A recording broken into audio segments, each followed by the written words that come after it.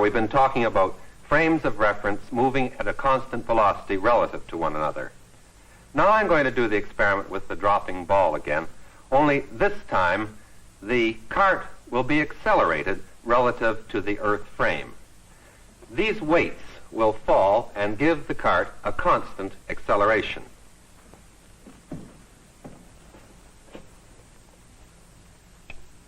I'll put the ball up, and then I will release it. The motion is very fast, and I want you to watch at the point where the ball is released from the fixed camera.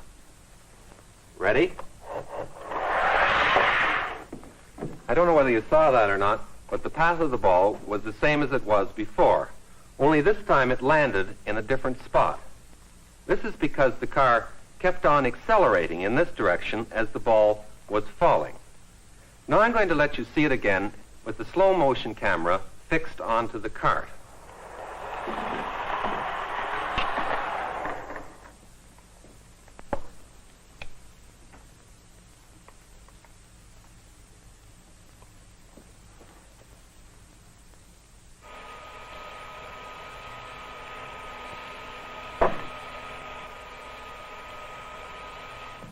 This time you saw the ball moving off to one side and not following down the vertical reference line as it did in the constant velocity case. Now suppose you were in this accelerated frame of reference. How could you explain this motion? Gravity is the only force acting on this ball, so it should fall straight down. But if the law of inertia is to hold, there must be a force pushing sideways on the ball in this direction to cause it to deviate from the vertical path. But what kind of a force is it? It isn't a gravitational or an electric or a nuclear force. In fact, it isn't a force at all as we know one. So we're left to conclude that since there is no force that could be pushing in this direction on the ball, that the law of inertia just does not hold.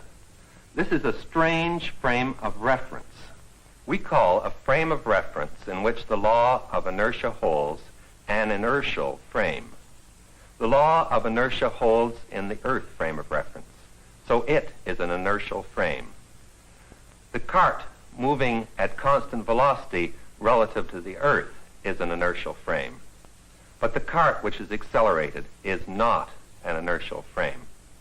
Because the frame of reference that we're used to living in is one in which the law of inertia holds, when we go into a non-inertial frame, like the frame of the accelerated cart, our belief in the law of inertia is so strong that when we see an acceleration of the ball sideways, we think there is a force causing it.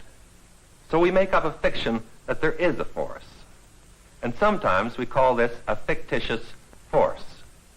Fictitious forces arise in accelerated frames of reference. The frame is accelerated in this direction, so you in the frame see an acceleration of the ball in this direction, and you say that there is a force causing it.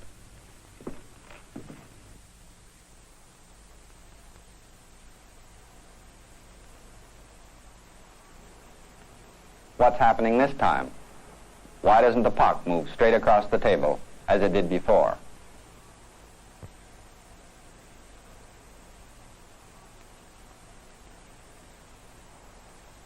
As you can see, it doesn't. So, if we believe in the law of inertia, then we must believe that there is an unbalanced force to change the velocity of the puck.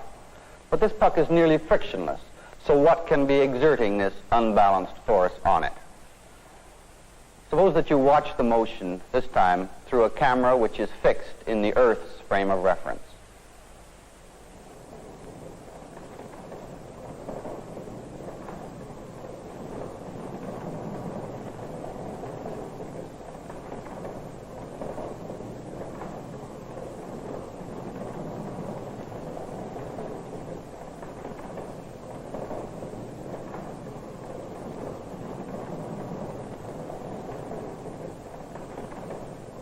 I think if you concentrate on watching just the puck, you can see that it is moving in a straight line. and that therefore there is no unbalanced force acting on it.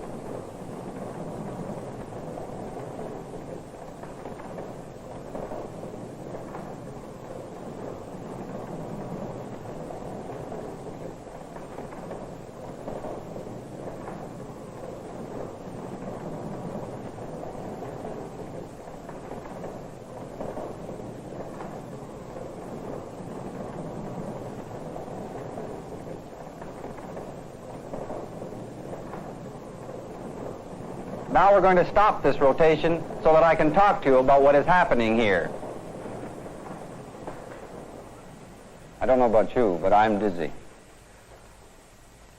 In the Earth fixed frame of reference, there was no unbalanced force, but in the frame of reference rotating in this turntable, there was an unbalanced force because the velocity of this puck kept changing. This was a fictitious force.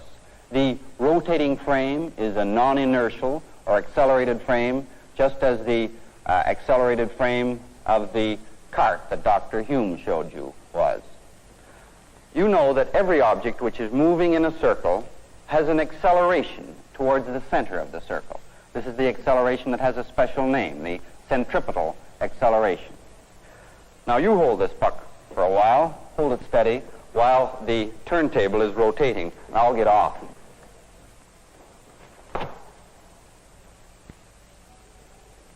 Are you ready? I'm ready. Start the rotation.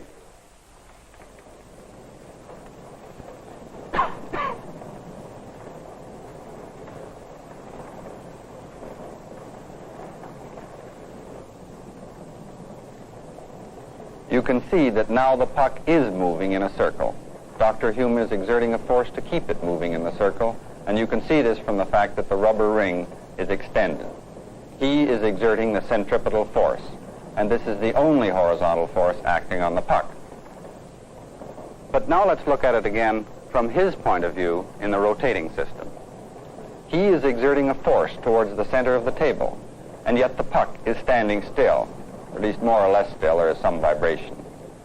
Now he believes in the law of inertia, so he thinks there's an equal force on the puck away from the center of the table, so that there is no unbalanced force. This outward force on the puck is the fictitious force. In this case, sometimes it's called the centrifugal force. In the fixed reference frame, there is no outward force on the puck. Now suppose that Dr. Hume stops exerting a force. Watch the puck.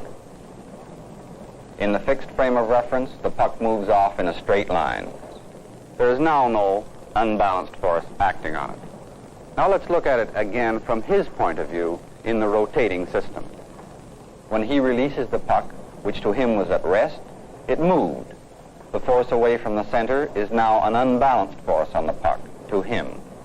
Remember, to us, the outward force on the puck is fictitious, because in our Earth frame of reference it doesn't exist. But to Dr. Hume, in the accelerated frame of reference, it's a perfectly real force. I hope by now Dr. Ivy and I have convinced you that a rotating frame of reference is not an inertial frame. Now, you've all been told that the Earth is rotating about its axis, and that also it travels in a nearly circular orbit around the Sun. Why then do we find that in a frame of reference attached securely to the Earth that the law of inertia seems to hold? Why don't we observe fictitious forces? The size of the fictitious forces which we have to introduce in a non-inertial frame depends on the acceleration of the frame. The smaller the acceleration is, the smaller the fictitious forces that we introduce. Now, here is a frame of reference attached to the equator of the Earth. The acceleration of this frame is really very small. Because the Earth is spinning about its axis, it has an acceleration directly inward of 3/100ths of a meter per second squared. So on a 1 kilogram mass at the equator, there is a fictitious force acting directly upwards of 3/100ths of a newton. But this is masked by gravity, which is a force downward of 9.8 newtons. So the net downward force is smaller than that of gravity alone. So if I dropped a mass of 1 kilogram at the equator, the acceleration would be slightly smaller than that due to gravity alone, but not really very much. Now, the acceleration of the Earth in its orbit is even smaller still and produces even smaller effects in our frame of reference. Now, I said that the Earth was rotating about its axis. How do we know that this is so? Well, if you take a time exposure photograph of the stars, they seem to be moving in circles about the pole star. But all motion is relative. Is there any way of telling which is moving, the Earth or the stars? The fact that it is the Earth which is rotating can be demonstrated by means of a pendulum. If I set a pendulum swinging, it swings back and forth in a plane. Now, it turns out if this pendulum were at the North Pole of the Earth, the plane of swing would remain fixed relative to the stars, but would rotate relative to the Earth. Now, I'll have to show you what I mean. This pendulum is at the center of this turntable, which will represent the Earth. Now I'm going to start the table turning around in this direction. I'll put a black arrow on so that you'll remember.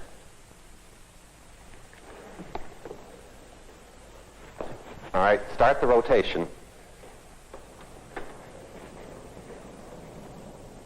The pendulum is at the North Pole of the Earth, and you are looking at its motion as you ordinarily do, standing on the Earth. The plane of swing rotates in the opposite direction from the rotation of the turntable and at exactly the same rate. Now look at it from the fixed camera, which will represent the frame of the stars. The turntable, the Earth, rotates, but the plane of the pendulum remains fixed. A pendulum used for this purpose is called a Foucault pendulum. You saw me start one at the beginning of this film. Let's look back again now. This Foucault pendulum drops sand as it swings. I think you can see the faint line where the sand trail began. The amplitude of swing is decreasing. The sand trail isn't as long now. But the important thing to see is that the plane of swing has been rotating during the half hour that we've been talking to you.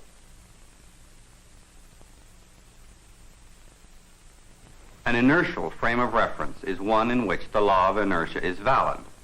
All frames of reference moving at a constant velocity with respect to an inertial frame are also inertial frames. We use the Earth as an inertial frame of reference, but it is only approximately one. It has a small acceleration with respect to the stars, for example. The frame of reference of the stars is the best we can do when we look for a frame of reference which is, for all practical purposes, fixed. An accelerated frame of reference is not an inertial frame. And when we are in an accelerated frame, we have to introduce forces, which we call fictitious forces, in order that the law of inertia and the other laws of physics don't change.